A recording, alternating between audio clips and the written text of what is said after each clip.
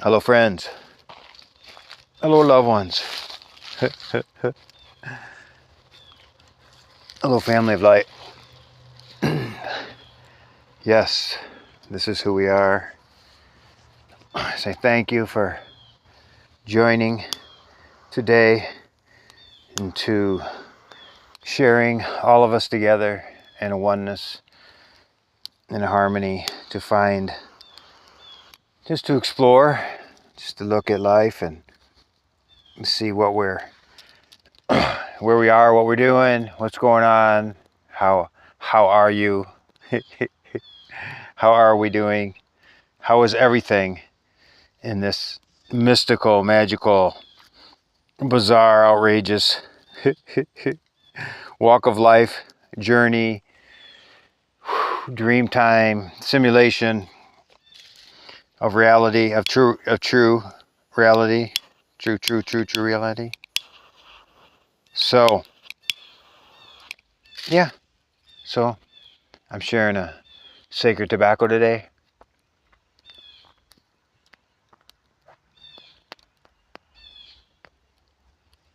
My friend led a sacred Chinoopa peace pipe ceremony last weekend in Sarasota. A nice group of people came and we prayed real traditional and sang the traditional songs and prayed for everyone we could think of and situations on earth, and had a good time, sang and danced and enjoyed, had a big feast afterwards. That's how you do it, to just traditional ways. Gave honor to the elders, gave honor to the ways, those that have gave their lives for us to be able to share in these ways. And people ask me, well, what right do you have to? I didn't lead the ceremony, but if I was to lead, well, it's because I walked the road many years, 20 years, and I sundanced for 14 years, and honored the elders and helped them, took care of them, served them, funded their needs, and took them places, and was liaison many times, many places, many countries, matter of fact.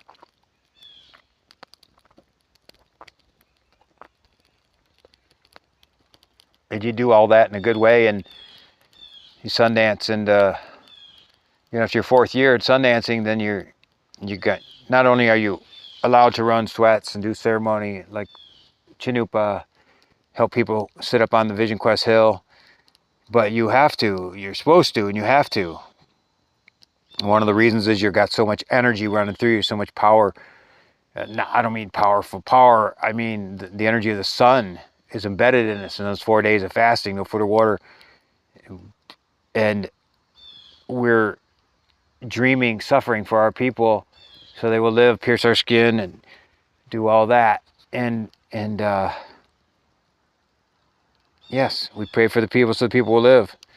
That's what the elder said. And in the old days, only people would go that, had somebody dying or they've had a death experience and went to the other side and come back. They give major thanks for their life, or they got a cancer, healing of cancer, or some serious ailment, disease they call it, and you giving thanks for your life, and or someone is ill in your family. So I think things like that. But so it's an honor to be part of that for many, many years. And now I got off the path for a long time, put my Chinoopa down, and now I picking back up the ways, going to ceremonies, going to events, going to teachings of elders, and sharing the pipe ceremony. So it was really good. Sarasota, there's a belief there that the Atlantis is there off of Sarasota. There's been a belief for a long time that there's a Stargate off of Sarasota from there up towards St. Pete, big Stargate. And then the grid workers and the people that were said around the world that it's a connection point. Sarasota is one of the connection points, and that the bad forces had it controlled. It was shut down, dormant, but they had control of a lot of these sacred sites.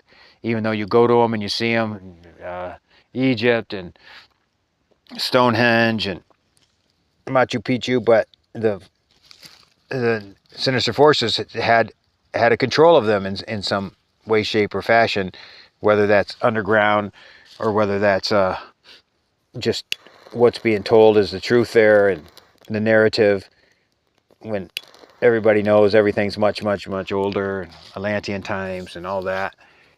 The ancient, like in Peru, you can see where the Incas built, and they did great stonework, but you could see where they built on top of these ancient, like Olawan, Tumbo, with the great, huge stone walls, and that are no, you couldn't pick it up with a modern crane, some of these stones.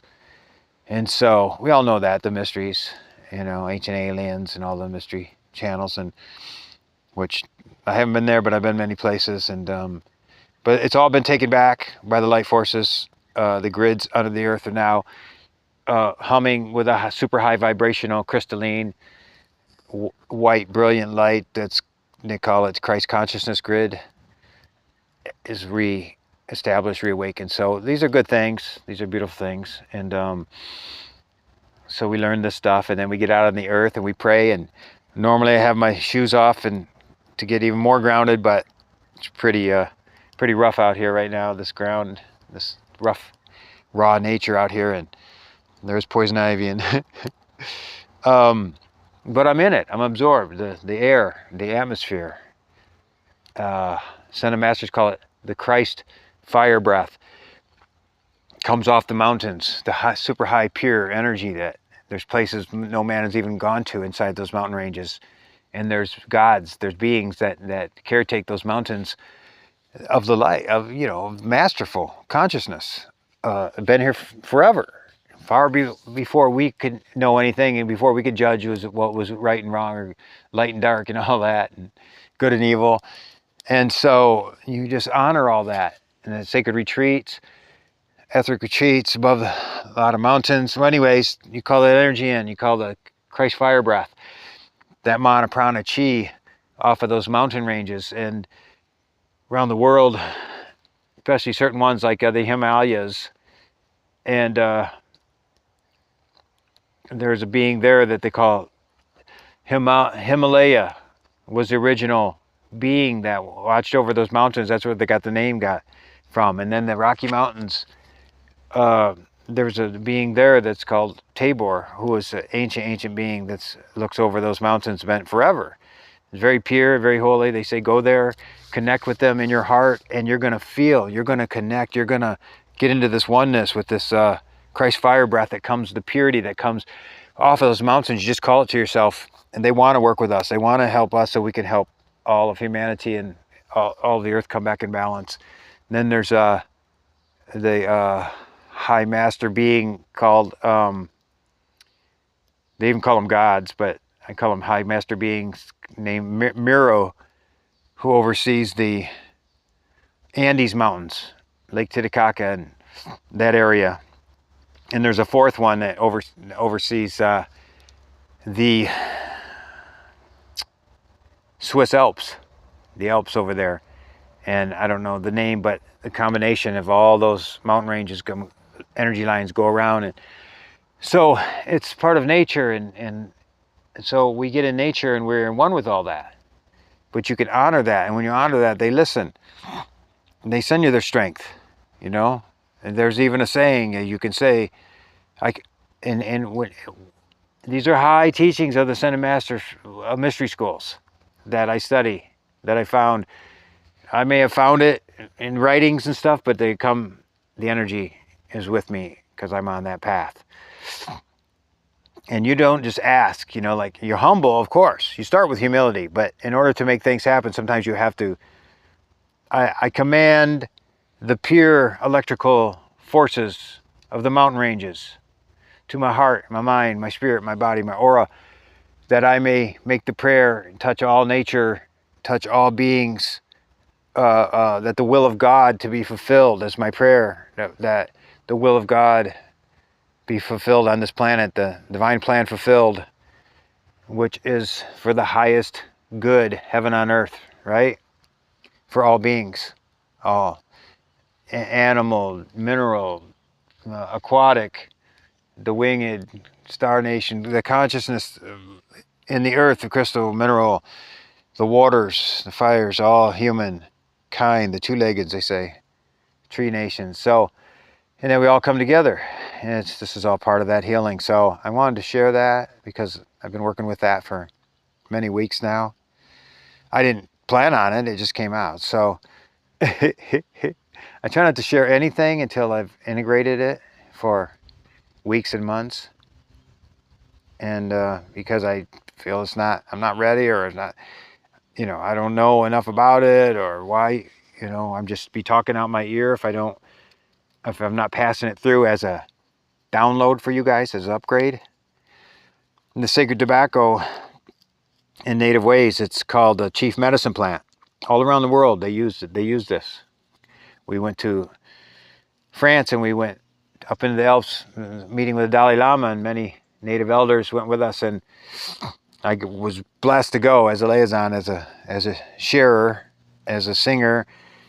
And there was people from Kenya, South Africa, and they said, what we saw here today is really amazing, because even we use tobacco. We put tobacco in the fire, and they couldn't believe how many similarities were going on in all these cultures. And that's in my video playlist called Fire on the Mountain.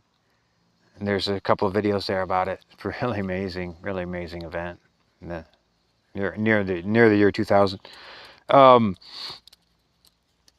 So they say this chief medicine plant, long before, when they say white man and modern culture came around, this tobacco was being used by native people to pray with, to be a conduit, a connection to the earth somehow. We have 4 sacreds we still use. There were so many lost over the years of time, but the main ones are sage, cedar, sweetgrass, and tobacco. So I'm burning. I don't have sweetgrass, but I have sage and cedar right here, and I have Palo Santo, which is the sacred from the South America. And so when we pray with that sacred pipe, we don't use any drugs, we don't use any peyote, we don't use any hallucinogens in that. It was used to be prayed with. When you fill it a certain way to the directions, and you sing the song. It says, friend, do it this way, friend, do it this way, friend, do it this way. If you do this way, inside the circle or arbor altar, your grandfather will come and see you, and everything you pray for will come true, it will come reality. And that's the pipe filling song. And to the 7 directions, we fill it with pure tobacco. Sometimes they put red willow bark and bearberry, osha root, sacred herbs that are part of the use of the native people, but it's nothing, you don't, I don't even want to say it, that you get high from it or something like that. Just no, none of that. What was done, and there's a whole story, White Buffalo Calf Woman. Guess I'm not going to tell it today, but I will say that with all the councils, you would have peace councils, and even with the founding fathers of America, of the Europeans, George Washington, Ben Franklin, they all went to the native people, and out west for the treaties that were, all the treaties that were broken. And I'm saying all this because tomorrow is Indigenous Peoples Day. The Indigenous people fought for the right that Columbus was not the discoverer of this country. He got here and there was millions of natives here. So how could he discover, a founding of America? So that's been a misnomer all the way along. So they've kind of fought against that because, we know what happened when the Europeans came to native people. So not good. So it's now called Indigenous Peoples Day. Beautiful. That's tomorrow. That's a day off for many people. Not me, but I honor it's this way today. So, so when they would do these councils, and when they were done, and they all agree with peace treaty, this with you guys, everything's gonna share the land, all that. And they say, okay, we're gonna smoke this peace pipe, this chanupa. We're gonna pass it. All you gotta do is take a puff. And what you're saying is, we'll always remain friends. We're always Be honest. All these things we've said today are true, and they will come reality the way it's supposed to. Well, all those officials and all those chiefs and all those natives and all those first ladies and grandmas, clan mothers smoke, and they say, okay. And the shameful part is that, I don't know, 95, I don't know, maybe all of them, treaties were reneged. They did not honor the lands or the people, and we see what they were supposed to get tons and tons of land, and you know, and they all got shut on these little reservations. So I wouldn't want to be those guys. I would not want the karma those guys get from when you lie on the peace pipe, when you lie on the cross, if you lie on the anything sacred in this world, the Bible, or in our way the Chinupa, or the, you know, sacred native grounds. It's very holy. It's always been that way. So they just didn't understand, so they wanted to stop the native people and take their land and gold, and they were afraid of them because they were so powerful, etc., etc. So I do make a puff for the 7 directions.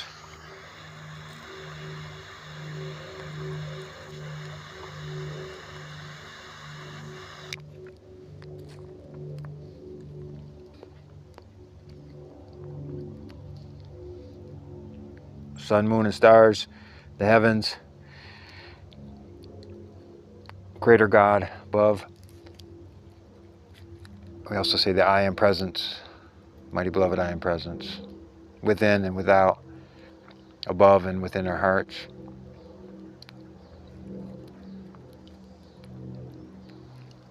Dear Mother Earth, the divine Mother Consciousness, she's our most accessible goddess. And she's our home. She gives us everything. Every single thing that's created on this earth comes from her.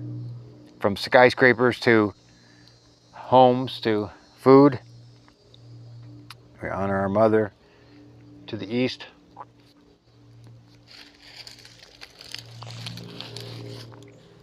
the new beginnings and the eagle, the sun rising. It's a new day, birth and rebirth. Get up with that dawn, we get up with that pre-dawn, we pray to those stars, Venus and those coming up. And it's going to be a good red day, they say. And it's going to be very healing for all people. Start your day off right with prayer and meditation.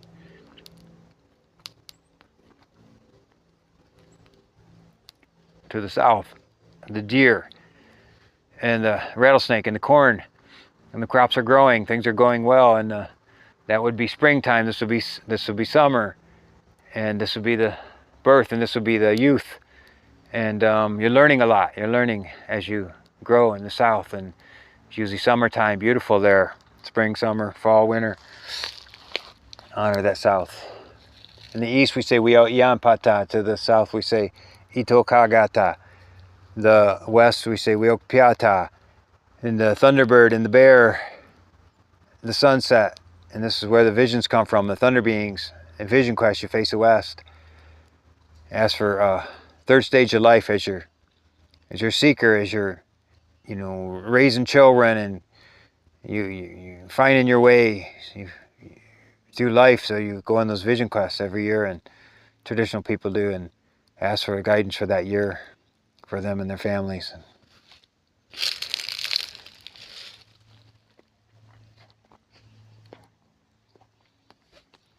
The north is the elders and the children and the wisdom of the north.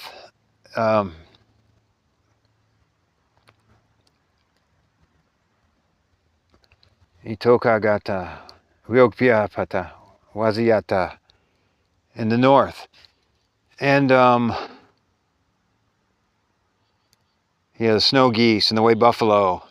And it's the time of the winter when things slow down and people do their artwork and their beadwork and their rest, and they go inside like the bear, hibernate, and you learn, especially in the north when it's cold. And that's to be the 4th cycle. If you're learning something, you go through the 3, east, south, west, north, and you complete that cycle of learning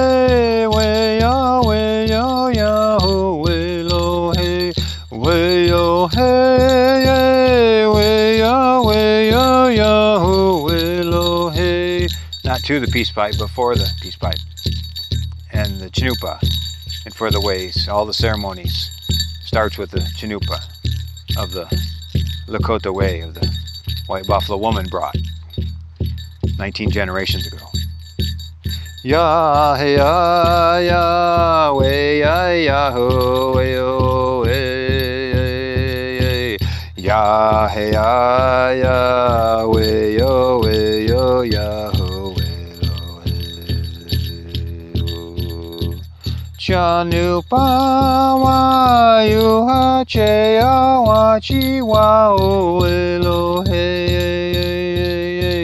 Wakatanka Oshe Mala Hayo He Chanu Bawa Yuha Chea Wachi Wahu Welo He Weyo Weyo Weyo Weyo Weyo Weyo Hey Weya Hey Ya Ho Ya hey ya we ya ho yo hey ya hey ya we yo hey ya ho we lo hey Chanu pa wa yo che ya wa chi wa ho we lo hey Wakataga Oshe Mala Hoyo He Chanu Bawa Yuha Chea Wachi Wahu Welo He Weyo He Weyo Weyo Yaho Welo Weyo He Weyo Weyo Yaho Welo Ya he ya we ya ho lo he ya he ya we ya ho Chanu pa wa yu wa che ya wa chi wa o we lo he Wakataka Oshe Mala Hoyo Janu Bawa Yua Chea Wachi Wahu Weyo Weyo Weyo Heyo Weyo Hey Weyo Heyo Weyo Heyo Ya hey ya we ya ho hello hey Chanu ba wa yu ha che wa chi wa ho hello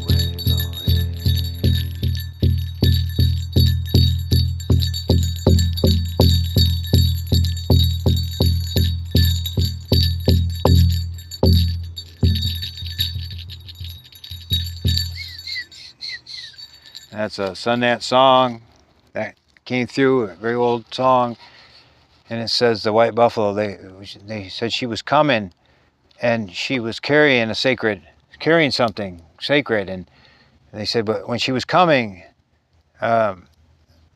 she was crying, and when she was coming, she was singing and laughing and dancing, or she was crying and she was also joyous, and she brought this to the tribe. So that was just guided to share that after the pipe ceremony last weekend. So I leave it with that. Sacred. May you be blessed with the vibrations and the prayer and the medicine of the earthways people. That, you know, we went through a lot to study and learn those ways, and so we're gifted to be able to carry that medicine in honor and respect for all people and all Indigenous peoples. Indigenous Peoples Day tomorrow. Now.